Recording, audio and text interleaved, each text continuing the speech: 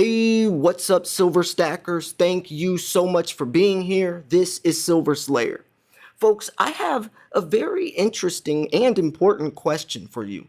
So I really want you to participate in the comment section below because I don't even know how to answer this question myself. What price will you sell your silver? What price are you willing to throw in the towel and say, you know what, that's a good deal? Is it $100?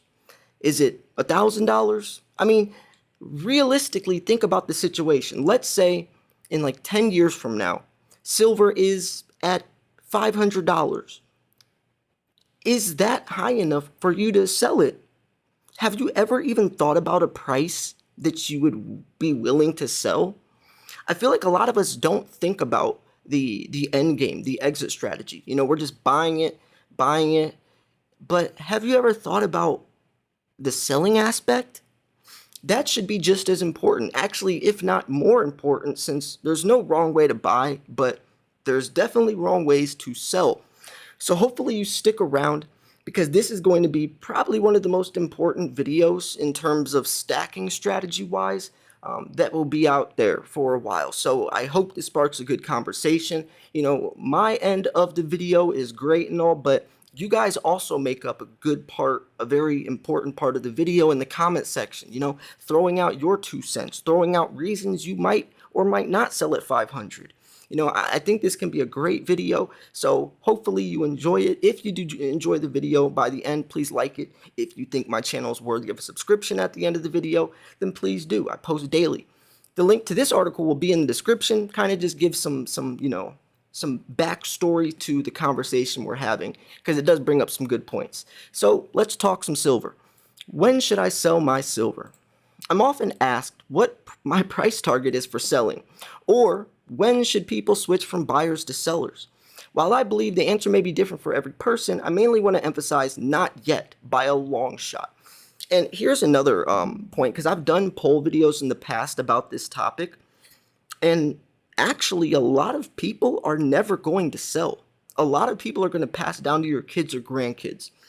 But for the sake of the conversation, don't look at it that way. Just say you had to sell at some point. What price would you? And I know it's contradicting because you're transferring fake money into real money and then having to, you know, transfer the real money back into fake money. But regardless, a lot of us are in this as an investment to profit back into fiat. So let's just look at it let's just generalize this question to in that terms. I know that, you know, the dollar's worth, I know, but let's just for the sake of this video and just coming from the perspective that someone is going to sell and they want to have some idea of a price, let's do that. So people understandably want a hard dollar figure for the price of silver as their target sell. Well, the problem is the US dollar keeps being devalued and the supply inflated, and the available above ground silver reserves keep shrinking. That is the problem you face when you try to measure something with a shrinking yardstick. So instead of thinking about using dollars to measure silver's worth, let's think about the price of some other assets when compared to silver. And I like that, you know, because if you have $5,000 in silver right now and also another $5,000 in your bank account, the $5,000 in your bank account is diminishing every single day. So you can't really peg an ounce of silver to a certain price when that price is being devalued, right? Even if spot price stays at $20 for the next 20 years, the value of that $20 is ever so shrinking. So you can't really look at it that way. You know, that's the hardest part about this. A prime example is, you know, is the analogy when I talk about how a Walking Liberty $0.50 could get you a gallon of gas back in the day, and that same exact Walking Liberty $0.50 can get you a gallon of gas today. Right? Back in the day, it was the 50 cents, the face value, right? A Walking Liberty had 50 cents worth of silver inside of it. You could buy your gas with 50 cents, and you were transferring the store clerk something of value because there's 50 cents of silver inside of it. Nowadays, 50 cents can't get you a gallon of gas, but you could take that Walking Liberty to your local coin shop, sell it for $10, $15, and get yourself a couple gallons of gas. See, the same coin can get you the same good or service from back in the day as today. But nowadays, our money doesn't have silver inside of it, so 50 cents can't get you that. So you see how silver's timeless? That's the best way I can describe why it's so important to put your money in silver as a preservation of wealth. So he goes on to say, I tend to agree with the research of Mike Maloney. I love Mike Maloney, David Morgan, all these guys. Great people with great perspectives. Anyways, best-selling author of Guide to Investing in Gold and Silver, who is a money historian and is regarded as an expert of the cycles of economies. He explains that investing correctly during each phase of the economic cycle is on the road to true wealth. There will be a time when silver becomes overvalued, when compared to other assets that will be undervalued at the time. He says that when the cost of a median priced single family home in the US sells for 500 ounces of silver, it will be time to exit the silver market. In the 1980 silver peak, it cost 816 ounces of silver for one median priced American home. Now, I don't know if I would compare it to the housing market or any of that, just because that is so messy as well. I mean, regardless, maybe that is a great measurement, but I just personally wouldn't compare it to something of that nature. I think I would go more off of, I don't know, I guess it depends on the time frame, right? Are we talking about $500 silver in 5 years or $500 silver in, 15 years, right? Because I want to ask you another question. How long are you in this for the next 20 years? Like, do you not plan on selling for 20 years? Or are you someone that maybe is willing to throw in the towel in 5 years if the price looks right? Right. I just turned 30 years old, so I have a lot of time. I mean, I'm planning on stacking for the next couple decades, at least 20, maybe even 30 years. I'll be 50 years old in 20 years. So why would I sell anytime earlier? Especially as I'm a true silver stacker. It's definitely still going to love silver in 20 years. I mean, I don't know. I can't think, I don't think it's realistic to really throw out a number right now because you don't know what's going to happen. You don't know in 2 decades from now, 3 decades, who knows what the world would be like? Who knows what the price of silver will be like? Who knows your situation, your living situation? You might become someone very, very, very wealthy and be in a completely different situation, which also leads me to my next point is that, everyone is individualized, like the article said. What works for you might not work for me, and what works for me might not work for you.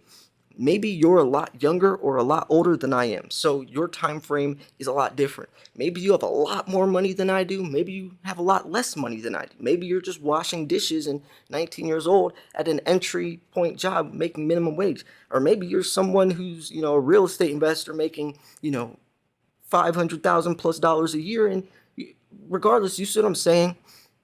Everyone has different situations. So, and that's another thing is when people are in the comments comparing to another, it's like maybe that person should be doing what they're saying, and maybe you telling them that advice would actually be hurting them. Maybe that advice works for you, but you don't know their situation. You don't know how much silver they have yet.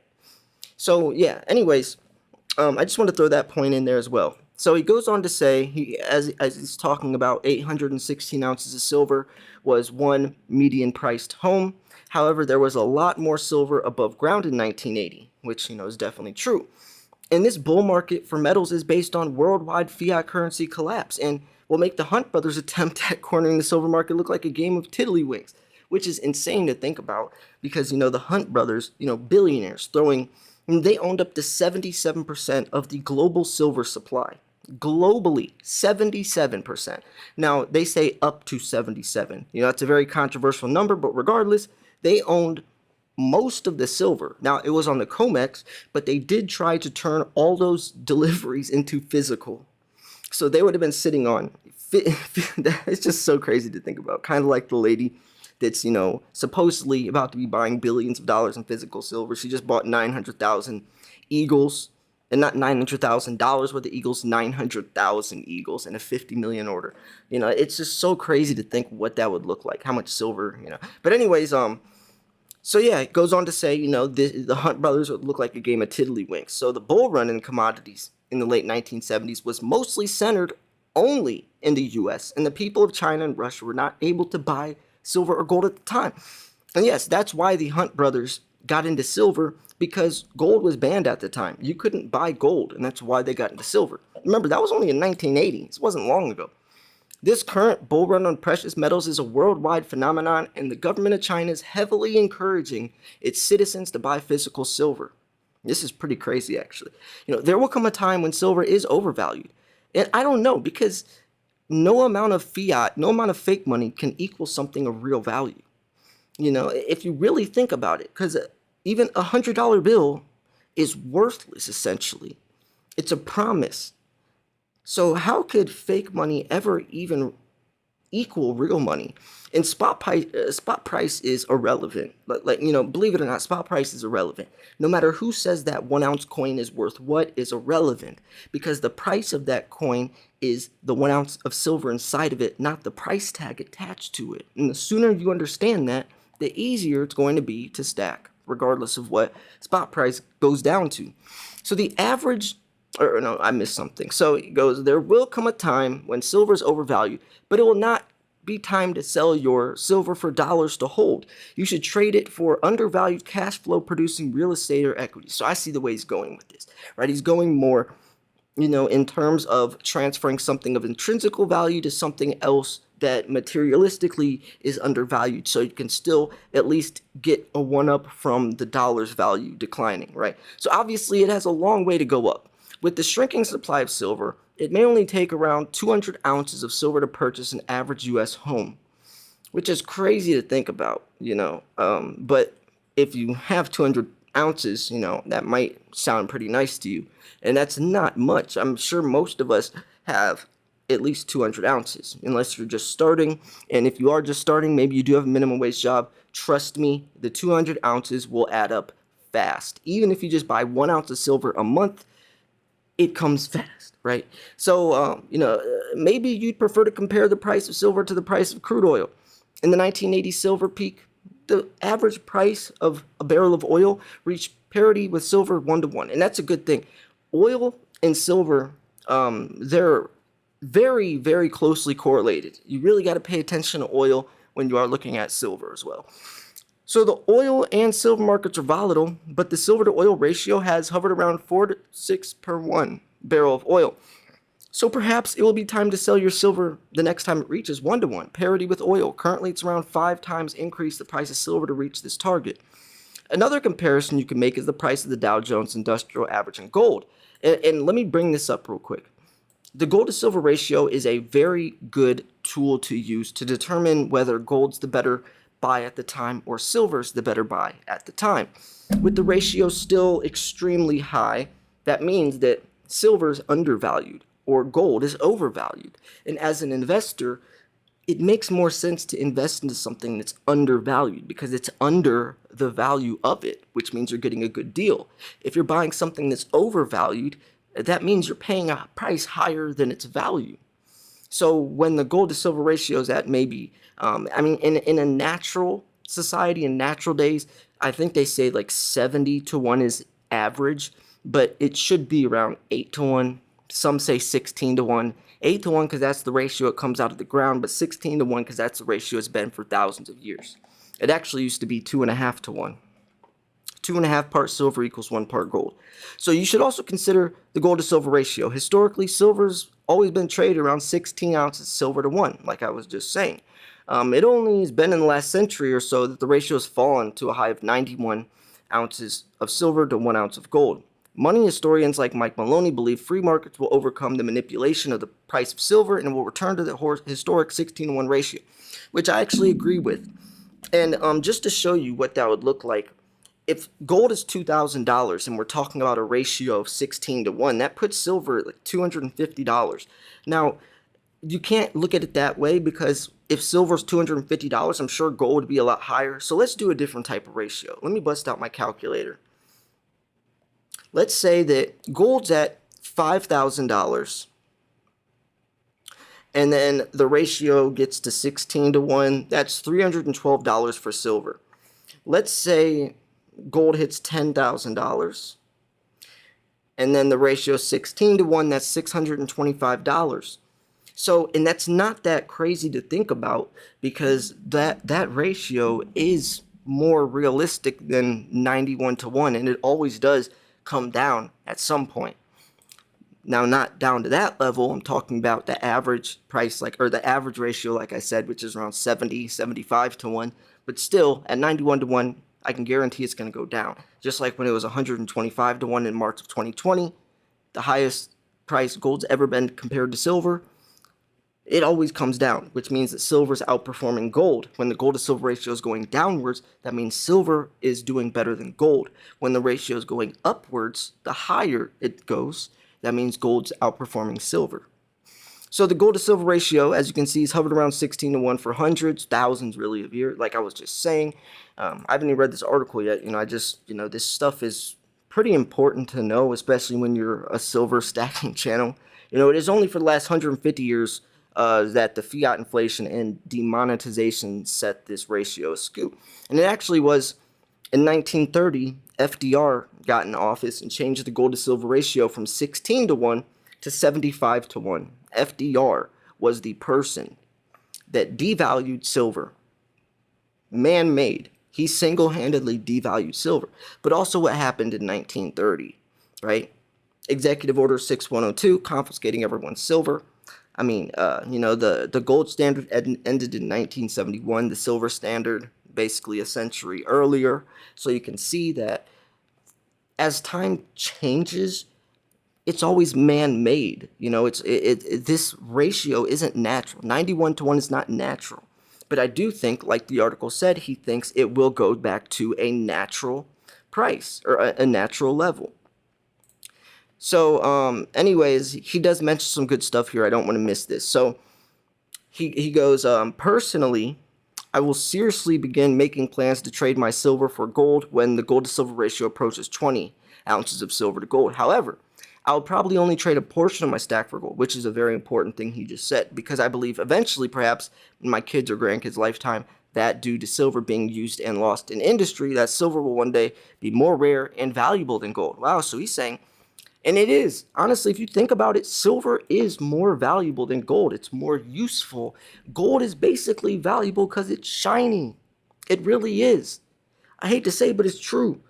Gold is used for necklaces, earrings, watches, right? It's used for coins and bars. It's used to just sit in a vault and determine a country's wealth. And yes, we determine a country's wealth on how much gold they have.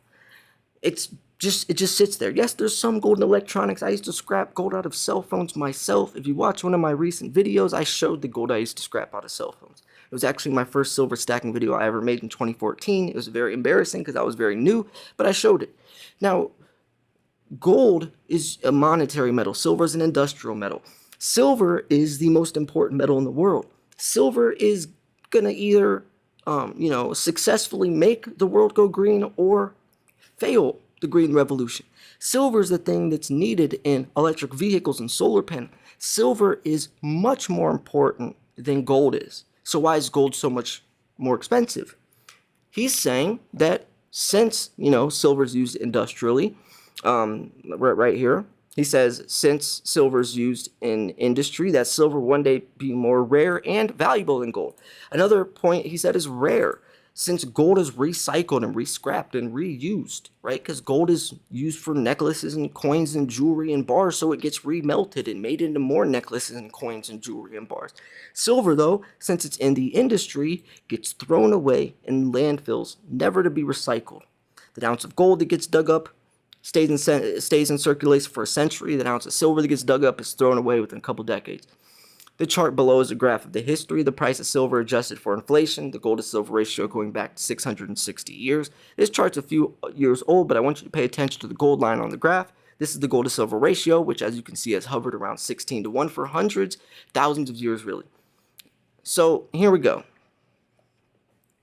So, okay, this is a weird chart. Let me just get my bearings. So this is, the blue line's the real price of silver from 1344 to 1998. And then we can see the gold is the ratio of gold's price to silver. So, okay. So, let me just figure out. So, the price of 190. Okay, so these are dollar terms. These are dollar terms. So they're saying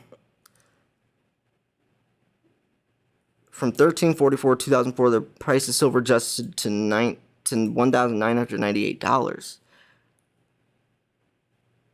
Okay, so 1998. And oh, that's weird because they're talking about the date 1998, but then also the price is $1,998. Yeah, because you see down here, these are the years. That's why it's confusing, because they're talking about the year 1998 and then the price 1998. So, okay, so European mines meet diminishing returns, and that's around $400. The price of silver, and that's inflation adjusted. And then the all-time high, $806. Then the New World Discovery Post Mines, 154. Then you can see right about here, it first crosses around 1900, around there. That's when Western U.S. silver discoveries are made. And then inflation climax, the Hunt brothers attempt to corner the market. Obviously, that's when silver's $50. And that's when gold is around the same basically. And you can see right there, right here, it broke below. And that is when the U.S. gold price was fixed in 1934 to 1971. Then the gold standard, then the gold and silver standard, or the gold standard at least, got discontinued, and that pushed gold way up. So it's pretty interesting chart. I mean, it's kind of hard to read.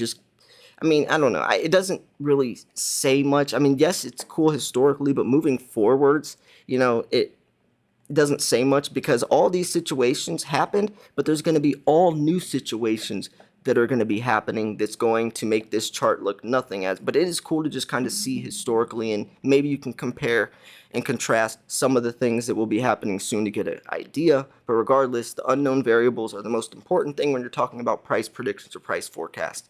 So anyways, yeah, to go back to the question, what price are you willing to sell your silver? Is it $50? Is it $100? Is it $5,000? What is it? Let me know.